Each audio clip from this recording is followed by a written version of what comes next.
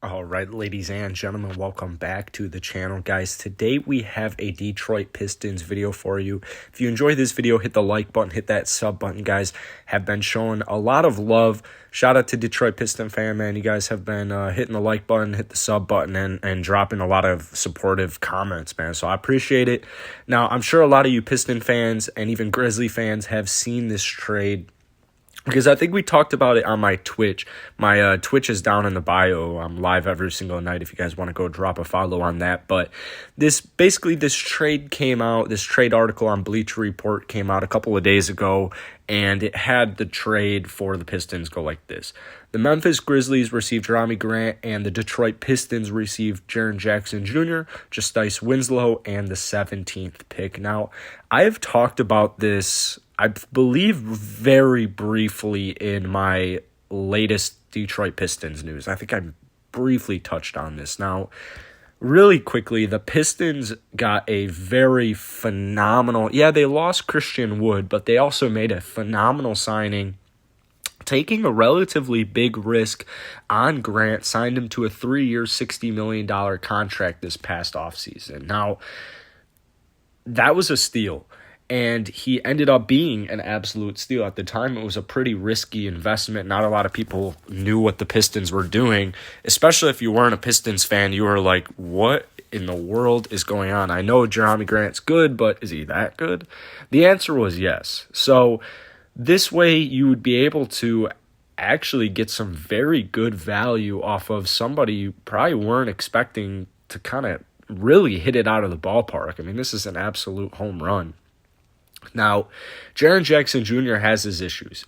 He has yet to play a full season in the NBA fully healthy. That is the biggest concern with Triple J. Now, 6'11", 21 years old, he can make threes, he can finish at the rim, he can protect the paint, he can defend, he can do it all. And if he was healthy, he has yet to play more than 60 games in a season and lost all but 11 games of the 2020-2021 campaign due to a torn meniscus in his left knee. You never know. You never know. So he's got these injury concerns. He's got this unsettled future. His rookie contract is up after this next season.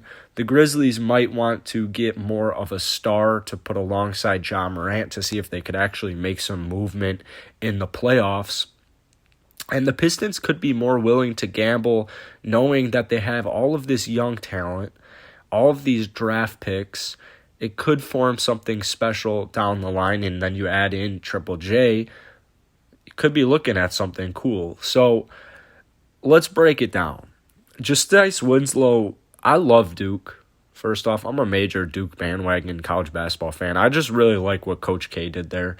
And when I was growing up, it was kind of just Duke, North Carolina basketball. My family, I've got some grandparents down in Chapel Hill, so we would always go down there, see the schools when I was growing up. So I got a lot of love for my Duke guys. I got a lot of love for my North Carolina guys. I know that sounds kind of like pricky to say. People don't really like Duke guys. Some people don't even like North Carolina guys. Pretty pretentious thing to say, I guess. But I like Winslow, man. I'm rooting for him. I'm going to root for him.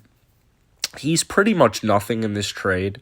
He would, 100% be on the bench. There's no way he starts over Saddiq Bey. I don't view Winslow as turning his NBA career around too much anytime soon. He would have to either develop a very effective jump shot, three-point shot, or he would have to get a good opportunity on a just horrible team. And unfortunately, the Detroit Pistons aren't a horrible team. So he would come off the bench. He wouldn't play much. If anything, he would probably play too much. And that's the issue. So, Winslow, maybe he's trade candidate. Maybe you don't even play him. Who knows? But that doesn't really interest me too much. I kind of, when I look at this trade, I almost envision he's not even there. He's just there to fill up the cap space, to match the cap space. So that 17th pick is something that's a little bit more enticing to me. I'm sure the Pistons would be interested in, using that 17th pick, not only to draft at 17, because this is a very deep draft, but I'm sure they would also be down to look into trading up into the draft to try and get into the lottery, maybe even the top 10. That's something I think that the Pistons would be down to do. Now, is this proper value for Grant? I would say it's relatively solid, yeah. If Grant has another very solid season next year, then maybe you could get something more out of him, maybe a player with more years on his contract. But Triple J, he has not played a fully healthy year, so you are taking a big gamble. If I'm the Pistons and I get offered this trade, honestly, I don't know what I would do. Because I can see it both ways. I can see, let's see what JERAMI Grant can do next season for us. It's only worth $20 million a year. With the statistics he's putting up, $20 million isn't too much.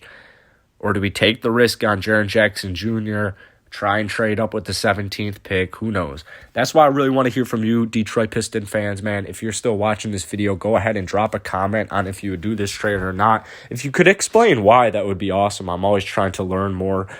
Just in general, but I would love to hear from Pistons fans. I would love to hear from Grizzlies fans as well. So peace out. Hit the like button, hit the sub button. I'll see you guys tomorrow.